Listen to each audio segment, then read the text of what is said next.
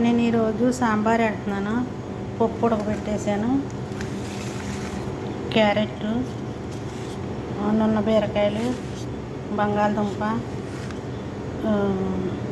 బెండకాయ, టమాటా, ఉల్లిపాయలు, పచ్చిమిరకాయలు. దీనికి తాలింపు ఎల్లుల్లిపాయ, అల్లము, ఆవాలు, మినపప్పు, ఎండుమిరకాయలు, కరివేపాకు, పసుపు, ఉప్పు, కారము, ఏమో వంకాయ ముక్కలు.